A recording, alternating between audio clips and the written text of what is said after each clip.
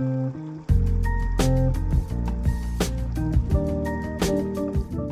guys, nama gue Gustavo dari StaffTech, dan di video kali ini kita bakal nge-review audio lagi. Audio apa sekarang? IEM, ini IEM dari Kip Hi-Fi, yaitu si Earcoustic Starkey. Ya, ini IEM yang pakai dual dynamic driver. Udah sangat populer banget ya di zaman sekarang itu IEM pakai dual dynamic driver, dan kita langsung aja bahas. Pertama bahas dulu harganya berapa. Ini harganya lumayan budget banget. Kalian bisa dapetin di harga 600 ribuan. Jadi ya mirip-mirip kayak Sta Pro, mirip banget malah 11-12, tapi ini gue bisa bilang ini versi barunya. Jadi kalau bisa kalian mau beli si earphone ini, gue bakal taruh linknya di deskripsi. Dan untuk IEM ini speknya seperti ini, technical speknya kalian bisa lihat ya, dia pakai 6mm dan 10mm dual dynamic driver, dan kalian bisa lihat sisanya. Ohmnya juga dia nggak terlalu besar, jadi harusnya di semua HP bisa di drive dengan baik, atau di apapun bisa di drive dengan baik kayak device apapun. Oke, mari kita langsung aja unboxing bagaimana untuk si isinya. Untuk appearance si boxnya sendiri dia simple, dia ini kayak full warna silver gini ya. Kita langsung buka, di sini ada tulisannya Earcoustic Audio, dan ini ada 3 varian ya. Ada varian yang 3.5mm, 3.5mm sama mic, atau USB Type-C. Cuma untuk warna dia hanya satu, hanya warna silver. Kenapa? Nanti kita bakal lihat, karena desainnya udah bagus banget menurut gue sih. Kita langsung aja buka.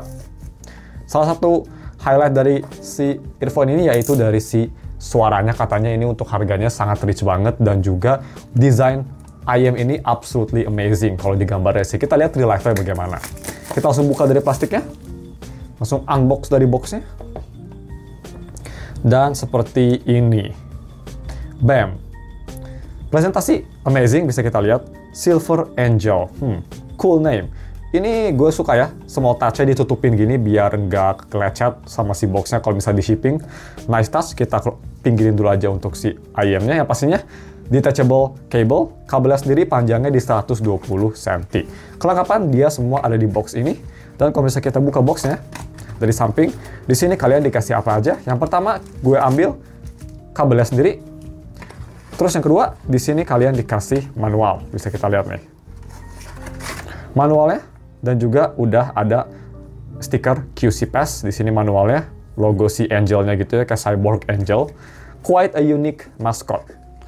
Bisa kita lihat di sini, kalian bisa lihat manual-manual ya. Siapa yang baca manual zaman sekarang? Tapi seperti itu, simple aja. Sayang nggak ada casing, tapi it's okay sih menurut gue. Gue sih kalau IEM nggak terlalu butuh casingnya. Dan ini untuk kabelnya sendiri, kita langsung aja buka untuk kabelnya. Kita langsung ambil, dan kabelnya seperti ini ya. First impression sih ini kualitasnya untuk harga 600 ribu, it's quite amazing. Pertama ini gue suka again nice touch-nya. Ditutup si jack-nya, jadi biar keproteksi. Gold plated jack yang pastinya. Dan untuk kualitas kabelnya sendiri nanti kita bakal bahas, tapi first impresi ini si Indomie bagian bawahnya lumayan halus, jadi ini kayaknya nggak bakal gampang tangle, nggak bakal gampang kegelibet. Oke, cuma segitu aja di boxnya. Kita langsung tutup lagi dan kita fokusin ke desain dan build-nya dulu. Oh ya, tadi gue lupa bilang kalian dikasih si ear tips juga yang pastinya nih. Ear tips 3 size seperti biasa, ada small, medium, dan large. Oke, kita langsung bahas bagaimana desain dan build-nya. Oke, untuk desainnya sendiri, look at this IEM. Bling-bling banget ya, ini menurut gue salah satu IEM paling luxury looking yang pernah gue pegang di channel ini. Yang pernah gue punya malah, ini sangat luxury looking. Jadi, kenapa sangat luxury? Karena dia itu nge-mimic diamond-like appearance untuk si housing belakangnya seperti ini. Makanya ini mirip kayak diamond ya, mirip kayak berlian. Cukup oke, tapi gue bisa bilang nggak terlalu mencolok juga. Jadi kalau misalnya di kuping mungkin nggak terlalu kayak perhiasan, tapi ya lebih mencolok daripada IEM biasa. Cuma ini nggak parah banget lah, masih oke. Dan buat yang suka pasti bakal suka banget. Buat yang kurang suka mungkin bakal kurang suka, tapi gue sih netral. Ini cukup bagus, tapi yang gue suka banget bukan dari sini, tapi ini nih. Look at this man. Gue suka banget desain kayak gini, clear plastik, dan ini kalian bisa kelihatan drivernya ya di dalam. Beautiful banget, nozzle-nya juga kelihatan keren, dan overall gue sih sama desain si Starkey ini, Earcoustic Starkey, gue bener-bener suka banget. Ini kelihatan kayak IEM harganya jauh lebih mahal dari aslinya, kayak IEM jutaan ini. Terutama bagian transparannya, seksi banget lah, I love it. Sedangkan untuk build, kerasa kokoh juga, dan sama dengan si kabelnya, ini kerasa cukup fleksibel untuk harganya, dan cukup enak juga dipegang di tangan tuh, kerasa lembut dan gak bikin annoying gitu ya. Teksturnya enak, lembut juga, terutama bagian ini yang paling penting, bagian arah ke kupingnya. Enteng, jadi harusnya nggak bisa gampang kegelibet. Kalau dipasang ini tampilannya seperti ini sama kabelnya, clean banget ya. Gue jujur suka sama desainnya. Dan sedikit nitpick mungkin ini left and right-nya nggak disebutin di IM-nya, hanya di kabelnya mungkin bisa disebutin di dua-duanya, itu lebih bagus. Tapi itu sih hanya first time install juga, gue nggak terlalu pikirin, hanya nitpick kecil. Overall gue suka banget ini sama si desainnya. Putih bling-bling itu pretty cool, kerasa kayak IM belasan juta. Next kita langsung bahas bagaimana untuk si comfort dan isolasi. So comfortable apakah ear tips bawaan dari si Earcoustic, dan so comfortable apakah fittingnya juga. Kita langsung pakai aja ya guys.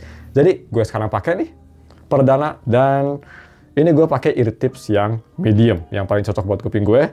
Dan gue bisa bilang masuknya gampang banget, easy, langsung kedengeran, langsung bisa ke isolasi dengan bagus. Jadi isolasinya cukup oke. Bisa dibilang ini bisa ngeisolasi sekitar 60% suara luar. Dan untuk comfort, ini comfortable banget. Earphone-nya nggak berat, nggak gede, dan nozzle-nya juga tadi nggak gede banget. Jadi masuk ke kuping, kerasa comfortable ya, nggak kayak earphone lain yang ada gede banget tuh nozzle-nya. Ini nozzle si IM-nya tuh biasa aja, normal, jadi nggak sakit ke kuping. Overall, comfort-nya enak, ear tips-nya juga empuk, dan goyang-goyang juga, isolasinya tetap bisa keep, jadi bisa nge-grip kuping gue dengan baik. Jadi untuk harganya sih udah bagus banget bawaan ear tips juga menurut gue. Oke, seperti itu untuk si comfort dan si passive noise isolation-nya. Overall gue bisa bilang bagus dua-duanya. Noise isolation mungkin bisa sedikit lebih bagus kalau misalkan pakai memory foam, tapi untuk bawaannya udah baik. Next kita bahas untuk audio graph-nya. Cepet aja untuk audio graph, dia ngikutin audio dari si Harman. Seperti ini ya, bisa kita lihat.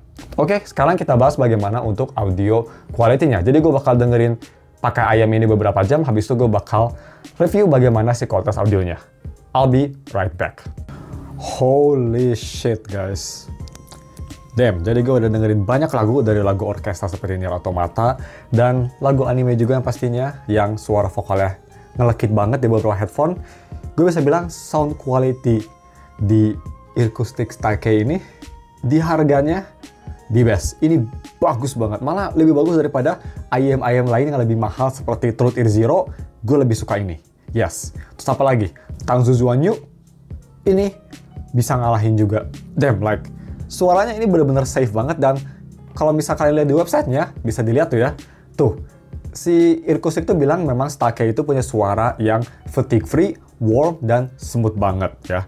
Dan ini tuh perfect untuk extended listening. Jadi kalian bisa nge-listen berbagai lagu, berbagai genre lagu, jangan nyaman di earphone ini selama mungkin. Dan itu benar-benar akurat. Bisa kita lihat juga itu di graph-nya. Untuk masalah low, dia itu kayak controlled, terus masih punchy. Untuk si mid-nya dance, dan dia tuh bilang katanya untuk high-nya tuh smooth dan enak tuh didengar.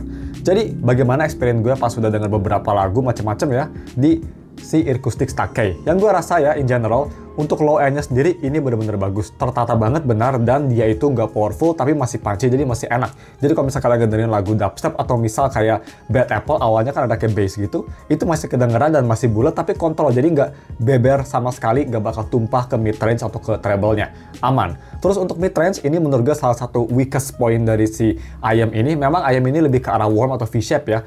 Mid range-nya bagus, dance benar, separasi mid range-nya juga cukup oke, tapi memang kerasa mundur. Memang ini tuh stage-nya tuh bener-bener di depannya tuh hanya treble dan si low end-nya. Mid range-nya ada, cuma agak mundur dikit. Masih rich, masih oke, cuma nggak sekedengeran treble sama low end.